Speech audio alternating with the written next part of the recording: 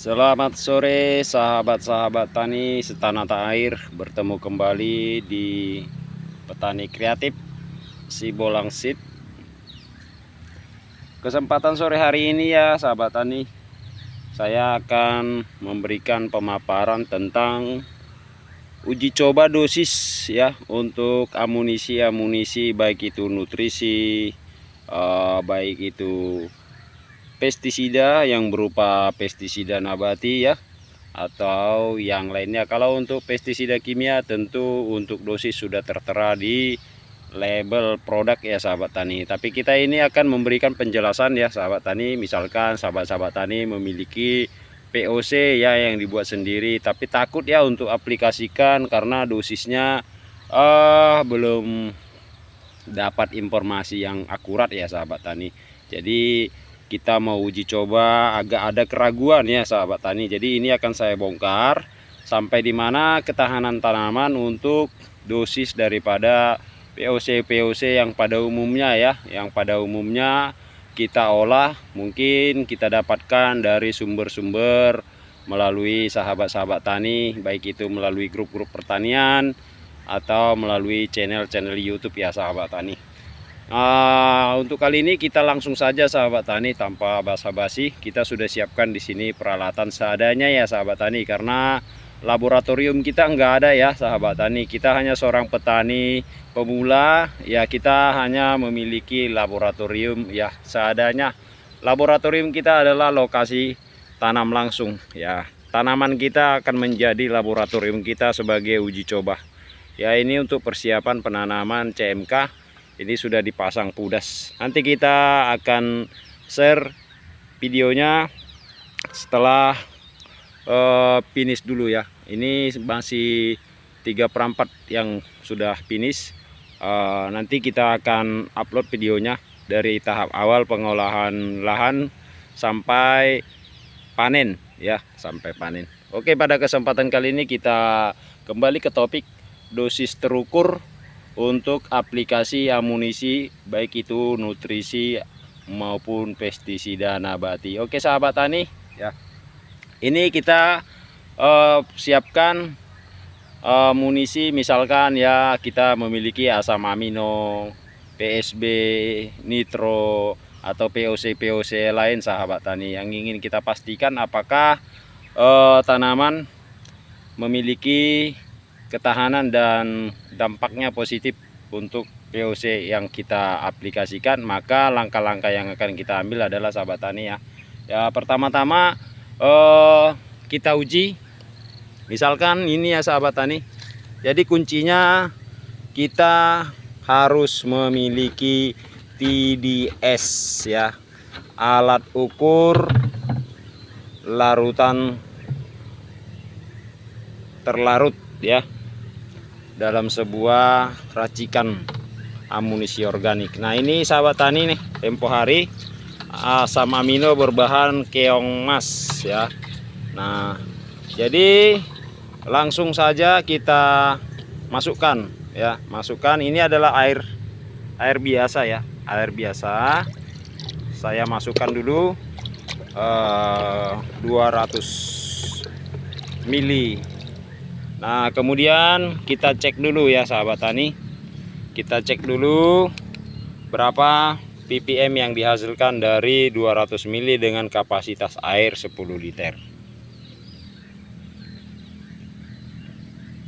Nah ini ppm nya sudah 633 ya, 633, belum stabil ya sahabat tani. 633 ya, duduknya di 633 ya, 634. Nah untuk aplikasi spray itu sahabat tani bahkan di ppm 1000 ya.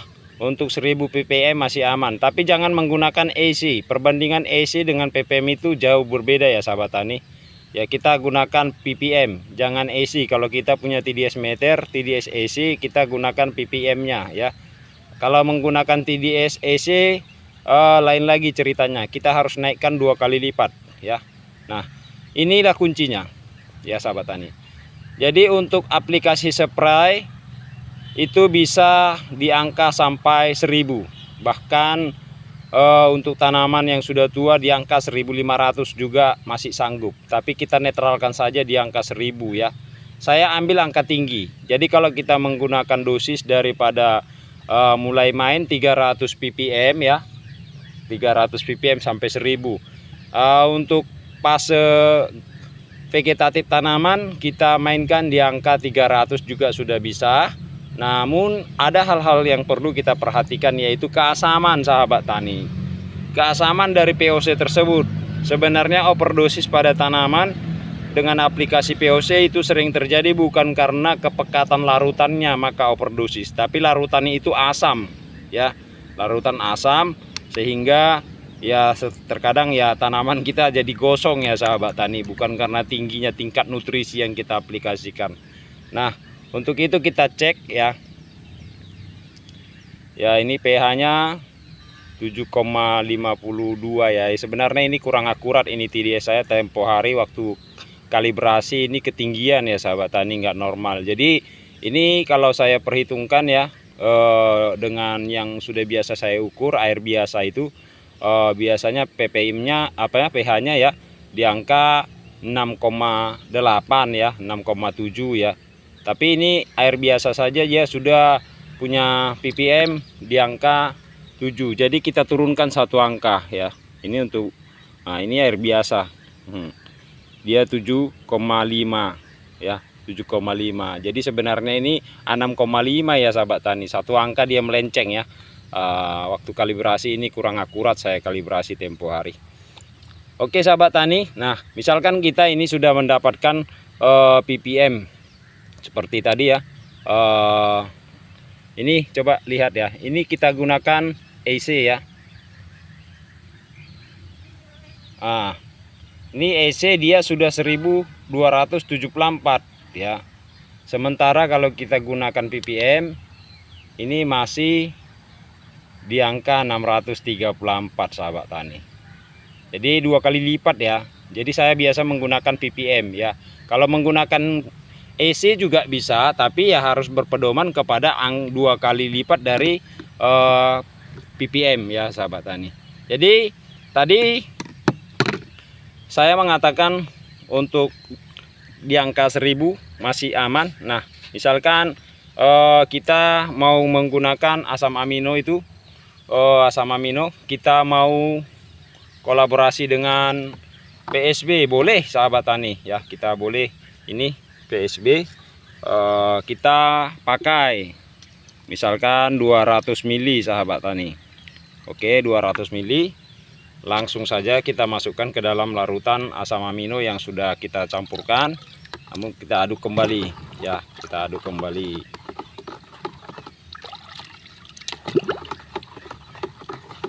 Setelah homogen ya sahabat tani, kita cek kembali ya. Nah, ini hanya sekali saja kita cek ya sahabat tani ya. Artinya sekali kita ukur, nanti kita sudah tahu berapa banyak larutan POC yang harus kita campurkan kalau bermain kolaborasi. Misalkan seperti ini, tadi kita masukkan 200 mili ya, 200 mili asam amino untuk air 10 liter. Jadi target ppm yang ingin kita capai adalah 1.000. Nah, jadi kita cek. Nah ini ppm-nya masih 667 ya. Hanya naik beberapa puluh saja ya setelah kita tambahkan PSB 200 mili. Nah, kita mau naikkan lagi, kita mau pakai apa ya terserah. Kita mau tingkatkan PSB-nya atau asam aminonya. Kalau saya tingkatkan asam aminonya, karena untuk PSB saya tidak terfokus untuk mengambil nutrisinya ya. Ya bersama juga ya asam amino juga ya. Cuman saya hanya ingin menggunakan kinerja dari mikrobanya, fotosintesis bakteria ya. Ini yang saya kejar dari PSB. Tapi kalau untuk nutrisi saya kejar dari asam amino. Jadi saya ingin meningkatkan nutrisi pada tanaman saya. Jadi saya naikkan dengan menggunakan asam amino saja ya sahabat tani. Ini asam aminonya ini bisa mengusir lalat buah karena baunya lumayan ini sahabat tani, berbahan keong. Warnanya hitam ya. Padahal ini keongnya tempo hari sudah kita rebus. Aromanya sudah menyengat.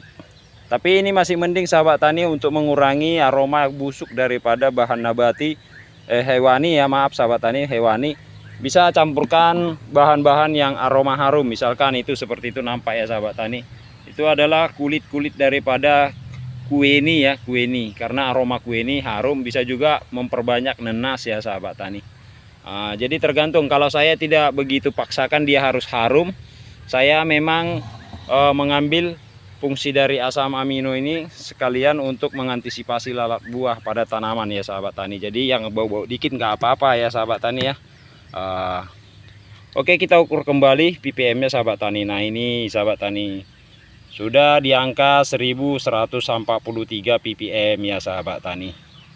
Nah oke sahabat tani, jadi kalau sudah dapat seperti ini sahabat tani, langsung aplikasi. Nah, ini sudah di atas 1000 ya, namun masih saya jamin ya. Akan saya katakan tadi sampai di angka 1500 untuk tanaman yang sudah generatif nggak apa-apa. Tapi kalau untuk vegetatif saya sarankan sahabat tani main di angka 500 ya, 300 hingga 500. Misalkan tanaman baru usia 7 HST hingga 14 HST bahkan 21 HST, yang bermain di situ saja ya sahabat tani. Nanti jangan sampai tanaman kita hangus ya sahabat tani ya. Lagian kebutuhan nutrisi yang dibutuhkan pada tanaman tersebut juga masih minus ya, masih minim ya, maksud saya masih minim. Jadi tidak perlu dipaksa ya sahabat tani, terkecuali lewat cor ya, kecuali lewat cor. Nah yang terakhir sahabat tani yang ingin saya jelaskan, kalau ragu ya dengan dosis yang kita aplikasikan, saya sarankan nyepre sore hari ya, sore hari. Jadi tidak ada dampak buruk ketika kita nyepre sore hari, maka malam harinya embun akan membasahi dedaunan ya, sehingga POC yang kita aplikasikan tersebut bisa terbilas ya, tercuci. Namun dampaknya karena dia nutrisi tetap positif, karena walaupun dia jatuh ke bawah ke media tanam juga akan berfungsi lewat akar. Jadi kalau umpamanya kita spray pagi hari, kalau dia memang dosisnya berlebih, ketika panas hari terik, wah tambah sempurna ya sahabat tani. Sudah aplikasinya lebih dosis, ditambah lagi terik matahari yang sangat panas, maka lengkap sudahlah penderitaan tanaman kita ya, hangus ya sahabat tani ya.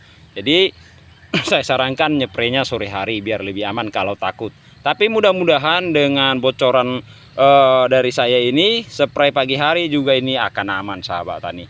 Jadi kita tidak berpedoman kepada jumlah daripada larutan 200 ml per liter atau 400 ml per tangki 16 liter, enggak ya sahabat tani. Kita langsung bermain di ppm. Jadi di sini juga kita bisa akan mengetahui sahabat tani kekuatan daripada larutan tersebut ya sahabat tani. Kalau memang karena POC itu kan tingkat ppm-nya berbeda sahabat tani, berbeda. Jadi untuk mendapatkan hasil yang lebih maksimal seperti yang saya jelaskan, bermainlah di angka ppm 300 hingga 500 di fase vegetatif, di fase generatif 500 sampai 1200 ppm sahabat tani, itu masih aman. Untuk tanaman apapun masih aman, bahkan sayuran, jangankan tanaman-tanaman cabai misalkan ya sahabat tani. Untuk sayurannya, tanaman-tanaman muda juga masih aman ya sahabat tani. Oke, tanpa basa-basi, sebagai bukti nyata maka kita langsung saja go to lapangan untuk uji coba ya sahabat tani. Kita lanjutkan untuk penyepraian sahabat tani.